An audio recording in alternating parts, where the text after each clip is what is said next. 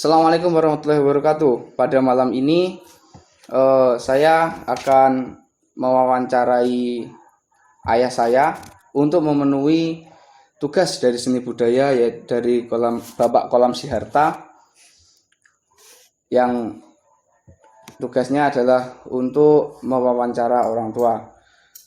Nah, selamat malam Pak. Selamat malam. Untuk diketahui dulu, pada wawancara kali ini kita akan mendapatkan dua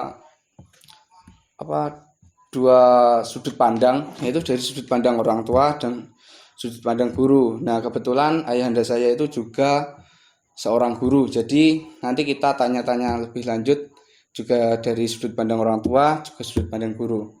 Nah, untuk pertanyaan yang pertama, Pak, ini dari sudut pandang orang tua dulu. Reaksi pertama saat ada wacana belajar di rumah, itu gimana?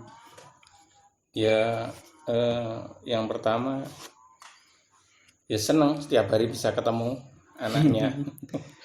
Setiap hari bisa ketemu anaknya. Tapi akhirnya kan orang tua harus menyiapkan fasilitas yang harus memenuhi untuk standar belajar itu.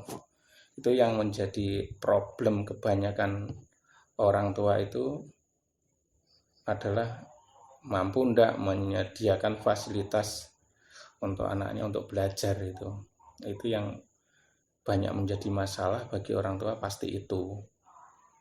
Karena kita tahu bahwa kalau mungkin ada di antara teman-teman yang lain, teman-temanmu, orang tuanya itu ada yang kesulitan sinyal, itu pasti kesulitan untuk melaksanakan tugas, mengerjakan tugas, karena kan harus melalui media internet. Nah, itu yang menjadi masalah itu. Terus kesulitan yang kedua, orang tua tidak tahu jam belajarnya itu jam berapa itu. Terus yang ketiga, kesulitan yang ketiga itu orang tua kan basic ilmu pengetahuannya kadang-kadang tidak sesuai atau tidak fak dengan apa yang dipelajari oleh anak, sehingga orang tua pun tidak bisa membantu dan hanya bisa mengawasi dan memantau. Nah, untuk tadi kenapa kok akhirnya setiap hari bisa ketemu anaknya, karena kebetulan saya juga jarang pulang ke rumah, jadi mungkin kalau sekolah itu berangkat pagi, pulang bisa besok pagi, atau bahkan untuk saya itu juga sering. Nah, untuk yang sudut pandang kedua, Pak, dari sisi guru, itu kesulitannya saat ada wacana belajar di rumah itu kira-kira apa, Pak? Yang pertama ya menyiapkan materi, apalagi kan pada saat itu mendadak ya. Tiba-tiba tanggal 15 itu langsung ada wacana belajar rumah dan langsung diterapkan.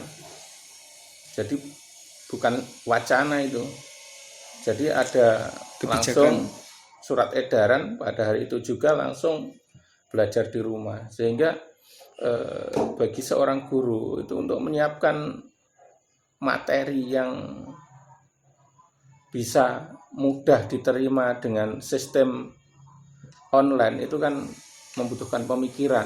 Menyiapkan materi itu membutuhkan pemikiran, memikirkan media apa yang dipakai, itu juga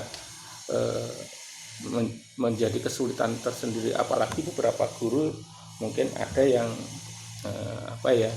istilahnya masih awam mungkin di bidang teknologi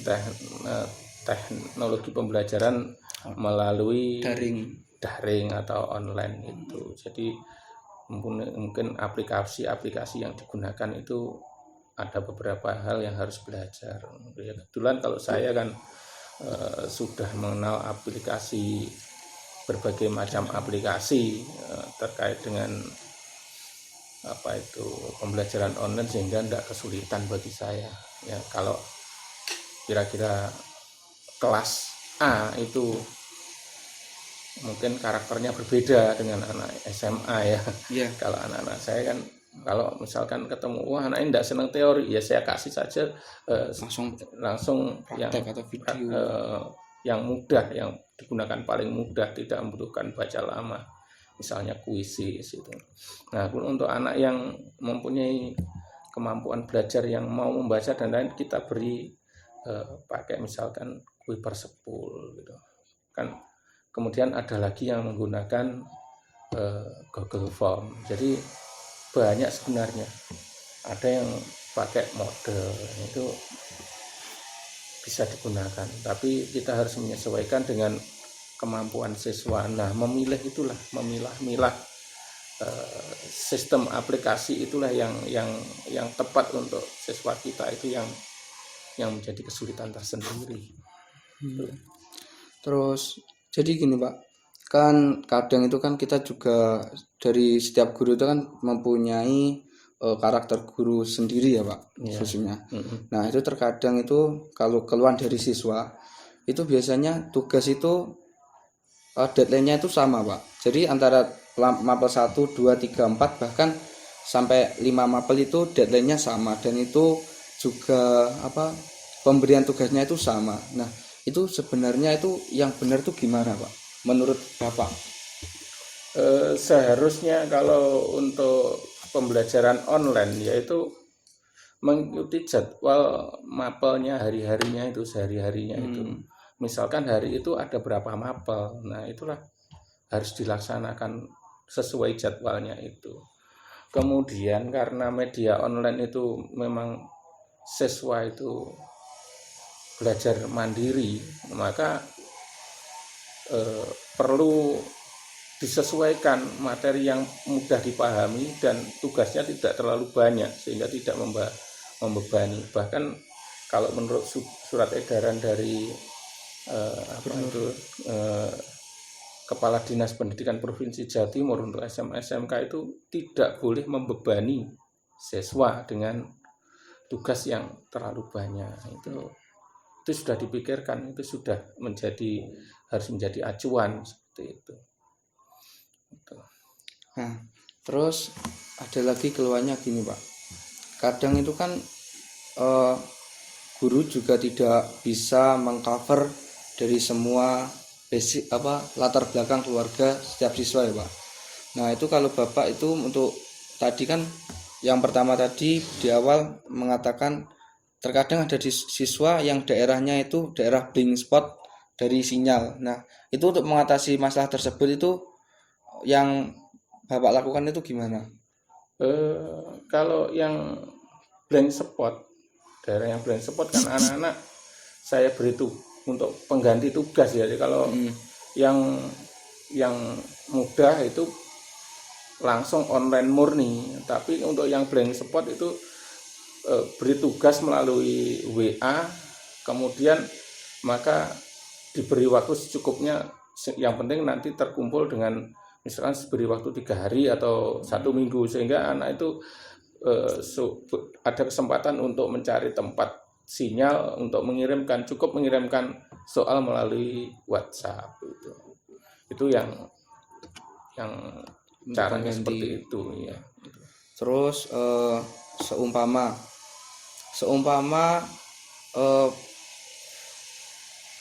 belajar di rumah ini nanti akan diperpanjang sampai akhir tahun, kan sudah ada wacana dari Kemendikbud itu skenarionya akhir 2020 ya Pak. Iya. Nah, itu kira-kira gimana Pak persiapan yang mungkin bisa disiapkan dari siswa dan dari guru dan juga dari orang tua juga? Yang pertama dari siswa dulu, pesan untuk dari guru untuk ke siswa yang mungkin disiapkan itu apa kira-kira? Yang pertama untuk siswa ya harus mempersiapkan tadi perangkatnya dulu. Perangkatnya apa? Nah, guru harus memilih perangkat mana yang paling mudah digunakan untuk siswa, atau aplikasi apa yang paling mudah digunakan untuk siswa secara keseluruhan. Itu yang terpenting itu. Kalau materi kan bisa kita rancang. Yang penting aplikasinya itu yang paling ringan, sehingga anak-anak itu bisa mengakses dengan dengan sinyal yang minimal itu. Nah, yang kedua menyiapkan metode untuk tadi yang ada di daerah blank spot itu. Jadi sebenarnya pembelajaran online itu tidak harus live ya, tidak harus live. Tugas kemudian diberi waktu selonggar mungkin untuk anak mengerjakan kemudian dikembalikan, itu yang penting seperti itu. Namun juga harus kita sadari ya, sebenarnya yang terpenting dari dampak pembelajaran di rumah itu yang harus kita pikirkan gitu. Karena yang bisa dilakukan oleh guru kalau belajar di rumah itu kan, guru dengan siswa hanya transfer pengetahuan, proses pendidikannya tidak berjalan. Padahal yang terpenting bagi kita itu kan proses pendidikan, di mana guru itu bisa menjadi motivator, kemudian bisa menjadi fasilitator, menjadi teman, menjadi contoh perilaku. Itu kan tidak bisa dilakukan kalau tanpa ada tatap muka itu. Itu seperti itu. Jadi yang terjadi itu belajar sebenarnya menjadi manusia itu yang akhirnya terputus karena yang terjadi hanya transfer pengetahuan. Padahal kan kalau proses belajar dengan tatap muka itu bagaimana belajar menjadi manusia. Sang guru pun belajar untuk menjadi seorang contoh, siswa pun juga belajar untuk menjadi siswa yang baik. Jadi masing-masing semuanya belajar, proses belajar itu yang terus menerus, itu yang terpenting itu. Jadi ada sisi kemanusiaan yang hilang ketika pembelajaran online, yaitu belajar mendidiknya itu. Belajar bersosialisasi itu yang hilang. Bagaimana mungkin seorang siswa akhirnya harus terpisah dengan temannya, otomatis kan sosialnya berkurang. Kegiatan sosialisasi yang harusnya harus bekerja sama dan lain-lain itu hilang. Jadi seperti itu. Nah, yang selanjutnya itu kan ini kan juga sudah penghujung tahun ajaran ya Pak. Ya. Nah tentunya akan juga banyak siswa-siswa yang sudah mulai lulus dari jenjang asalnya, seumpama SD ke SMP, SMA atau ke SMA. Nah itu kira-kira dampaknya dari kebijakan belajar di rumah itu terhadap PPDB itu gimana Pak? Ya kesulitan ya, karena PPDB juga harus online gitu, harus online murni. Dan juga tanpa adanya sosialisasi Pak. Sosialisasi sistemnya jelas ya bisa, tapi tidak bisa maksimal gitu. Sosialisasinya kan juga pakai media sosial, media online gitu, seperti itu. Nah, mungkin kalau dampaknya karena tidak ada UNAS, kemudian patokannya itu nilai semester, nilai semester itu tergantung dari proses belajarnya itu memang nilainya benar-benar nilai murni apa tidak, kan seperti itu. Ya. Itu yang menjadi problematika sehingga kita tidak tahu gambaran utuh rapot itu sudah mencerminkan kemampuan siswa betul apa tidak, itu kita juga nggak tahu ya. Seperti itu ya, terkecuali kalau di sekolah-sekolah tertentu yang mungkin sistem iklim belajarnya siswa tinggi itu bisa. Tapi untuk sekolah-sekolah tertentu yang ya mohon maaf mungkin rata-rata anaknya itu di bawah motivasi belajarnya rendah kan motivasi belajar itu kan tergantung lingkungan ya. Nah, lingkungan, kalau lingkungannya motivasi belajarnya tinggi itu mungkin kualitasnya bisa bagus, tapi kalau lingkungannya itu motivasi belajarnya rendah kan naiknya juga salah-salah kan seperti itu. Nilainya juga mungkin nilai grade seperti itu. Nah, untuk yang terakhir Pak, kesan belajar di rumah gimana dari yang 16 Maret ya Pak? Ya. Dimulai 16 Maret sampai hari ini, sampai penghujung Ramadan ini, kesannya. Kalau menurut saya ya, kalau bagi saya sendiri, saya tidak yakin itu bisa efektif untuk pembelajaran.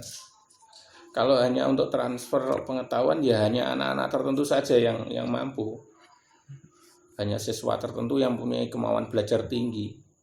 Itu transfer pengetahuannya. Jadi, nah untuk anak-anak yang malas ya semakin penurunan kualitas belajar. Karena apa? Anak-anak yang malas kan nggak mau belajar gitu. Dan itu rata-rata banyak itu di tempat-tempat kita. Apalagi anak-anak sekarang itu kan godaannya semakin tinggi. Betul. Ini Ada game online. Ada game online, YouTube. HP setiap hari seperti itu. Nah ini jelas menjadi hambatan tersendiri untuk memacu kemajuan belajar seperti itu. Itu yang kedua, yang pertama. Yang kedua itu saya katakan tadi bahwa yang terjadi hanya transfer ilmu pengetahuan saja, bukan pendidikan. Bukan proses pendidikan yang terjadi itu. Padahal kan yang namanya pendidikan itu banyak proses yang terjadi di dalamnya. Belajar interaksinya, belajar kooperatif, belajar bekerja sama, belajar saling menghargai ketika bergaul. Ini yang tidak didapat. Nah nanti suatu saat kalau ini lama-kelamaan orang kan akan menjadi individualis. Betul.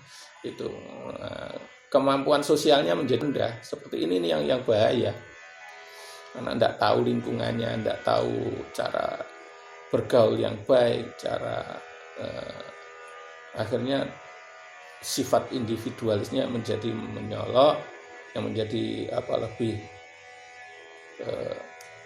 lebih dominan daripada sosialnya. Dan biasanya kalau orang kurang bergaul itu sombongnya akan muncul. Nah ini bahaya.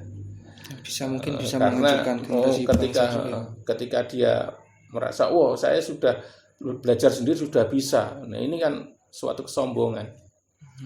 Nah ini bahaya kalau menurut saya seperti ini. Nah yang terakhir Pak, terakhir banget pesannya untuk anak-anak yang sedang belajar di rumah, terus orang tua yang mengawasi anaknya dalam proses pembelajaran, dan juga guru Pak.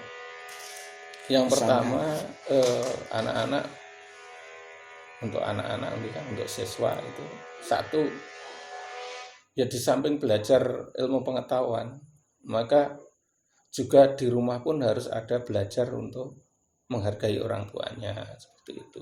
Jadi sosialisasi harus tetap dibangun, mungkin dengan lingkungannya, karena kan lingkungannya sudah tahu di situ bagaimana biar tidak terjadi individualisme, ya keluar ke lingkungan, di mana lingkungan itu kan kita sudah tahu semuanya, keamanannya, tingkat keamanannya kan tahu. Jadi itu rambu-rambunya, misalkan kegiatan sosial di lingkungan, kalau ada penyemprotan itu ikut. Yang penting kita harus tahu protokol kesehatan di dalam COVID. Jadi tetap menjaga belajar di lingkungan, sosialisasi di lingkungan itu sangat penting. Karena yang di dunia ini yang penting bukan hanya ilmu pengetahuan, tapi juga ilmu sosial dan ilmu kemanusiaan, Pak. Ya betul. Karena kalau orang hanya mengandalkan pengetahuan saja, ya maka yang terjadi kalau tidak punya teman bagaimana? Karena pengetahuan pun itu nanti kan diambil manfaatnya untuk orang lain. Kalau tidak bisa sosialisasi bagaimana? Seperti itu. Insyaallah. Mulai loh. Nah, untuk yang kedua, untuk orang tua Pak, yang harus disiapkan orang tua untuk mengawasi pembelajaran, pesannya. Ya, kalau orang tua yang penting menciptakan fasilitas, membuat fasilitas supaya bisa belajar itu. Yang kedua, menciptakan iklim belajar di rumah itu. Nah, Itu yang terpenting. terus untuk yang guru, Untuk guru ya tetap memberikan motivasi kepada siswanya untuk mau belajar gitu. Motivasi bagaimanapun caranya, mungkin pakai media-media sosial itu sebelum pembelajaran diberi motivasi, itu tetap harus gitu. nah, dari tuntutan tadi bisa disimpulkan untuk dalam proses belajar di rumah ini tentunya ada kesulitan tertentu, hambatan tertentu, baik dari siswa maupun guru. Nah, untuk para siswa, kita janganlah terus mengeluh.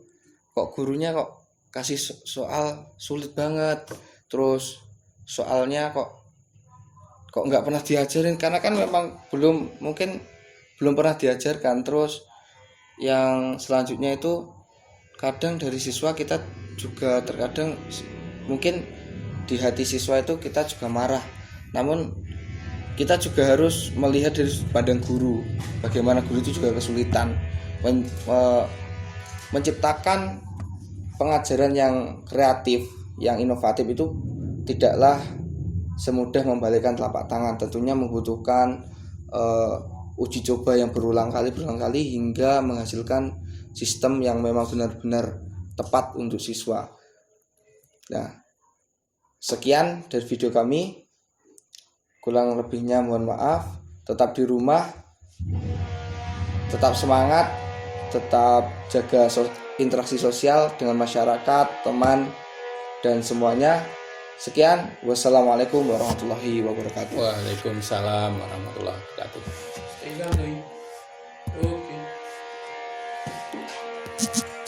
Bismillah. Dia nih minggu.